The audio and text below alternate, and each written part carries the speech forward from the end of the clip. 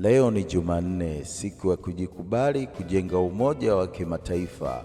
Harakati ni sehemu ya maisha yetu yanayojenga nchi zenye umoja wa biashara. Jumanne imebeba maisha na matukio yanayotokea duniani kote. Jumanne imeshikilia amani na umoja kwa kila mmoja. Ni siku ya kusimama imara, kutambua dunia ni ya watu wengi, si wachache. Ni siku ya kuendeleza mshikamano kati ya binadamu mmoja na mwingine kwa kuchukua hatua za kuheshimu mikataba ya kimataifa iliyopo. Jumanne ni safari inayotoka kusini mwa dunia hadi kaskazini, ikivuka mipaka na tamaduni tofauti.